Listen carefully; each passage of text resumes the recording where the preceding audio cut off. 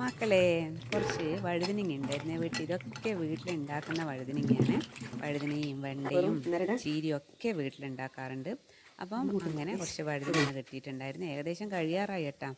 അങ്ങനെ ഇതാ പിന്നെ വഴുതനങ്ങ ഞാൻ വെച്ച് കുറച്ച് പൊരിക്കുകയും ചെയ്യാം, അതുപോലെ തന്നെ കുറച്ച് മെഴുക്ക് വരട്ടിയാക്കാമെന്ന് വിചാരിച്ച് അങ്ങനെ പിന്നെ വഴുതനങ്ങ പിന്നെ ഞാനിത് പൊരിക്കണ്ടിയിട്ട് പിന്നെ നീളത്തിൽ മുറിച്ചിടുന്നുണ്ട്. നല്ല ടേസ്റ്റാണ് വഴുതനങ്ങ പൊരിച്ചതും കൂട്ടിയിട്ട് ചോറ് കഴിക്കാനും. അങ്ങനെ ഇതാ ഇന്ന് എന്നെ സത്യം പറഞ്ഞത് മുറിച്ചിടുന്നത് അമ്മയാണ്. അമ്മ അങ്ങനെ നല്ല നീളത്തിൽ വഴുതനങ്ങ നേരിയ പീസായിട്ട് മുറിച്ചിടുന്നുണ്ട്.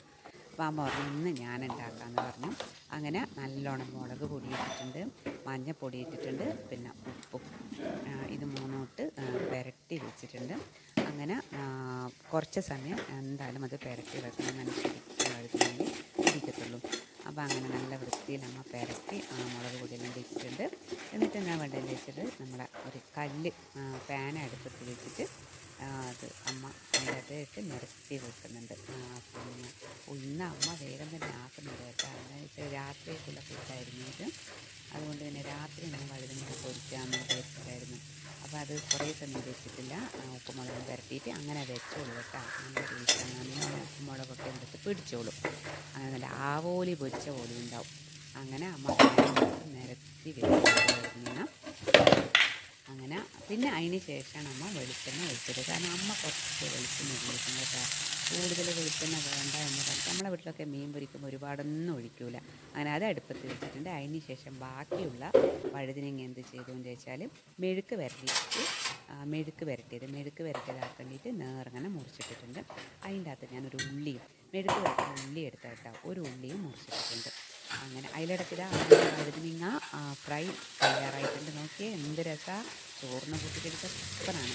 അപ്പം എന്ത് വെച്ചാൽ അമ്മ എന്ത് ചെയ്ത് ഒരു ചീനിച്ചട്ടി അടുപ്പത്ത് വെച്ചിട്ട് പിന്നെ അതിൻ്റെ അകത്ത് വെളിച്ചെണ്ണ ഒഴിച്ച് വെളിച്ചെണ്ണ ശേഷം കടുക് പൊട്ടിക്കാൻ വെച്ചിട്ട് അച്ചാറ് കടുക് പൊട്ടുന്നുണ്ട്. ഇതൊക്കെ ഉണ്ടാക്കുന്ന അമ്മയാണ്, ഞാനില്ല. അച്ചാറ് പറയാം. എല്ലാവരും ഈ വഴുതനങ്ങ മെഴുക്ക് വരട്ടത് വഴുതനങ്ങ ഫ്രൈയിൽ നിന്ന് ഉണ്ടാക്കണം കേട്ടോ.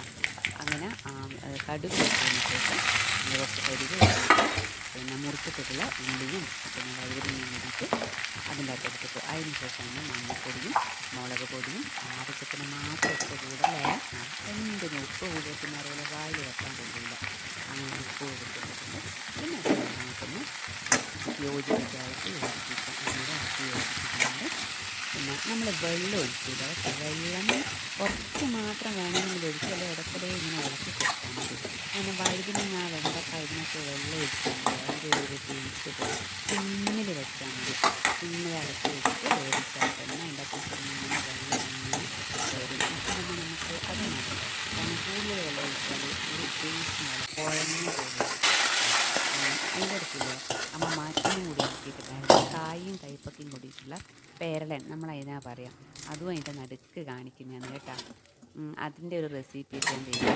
പിന്നെ ഇവർക്ക് ഇത് അമ്മ ഇടയ്ക്കിടെ വഴുതനങ്ങ മെഴുക്ക് ആക്കുന്നത് ഇളക്കുന്നുണ്ട്. അടുപ്പത്ത് നിന്ന് ഒന്ന് ഇളക്കി കൊടുക്കുന്നില്ല, അടിക്ക് പിടിക്കും. അങ്ങനെ ഇടയ്ക്ക് വന്നിട്ട് അമ്മ ഇതാകണ്ട ഒരു തുള്ളി വെള്ളം ഒഴിച്ചിട്ടില്ല. എന്നിട്ട് നോക്കിയാൽ സിമ്മിൽ വെച്ചിട്ട് ഇതാ സ്വാദൂറും നല്ല വഴുതനങ്ങ മെഴുക്ക് വരട്ടി തയ്യാറായി.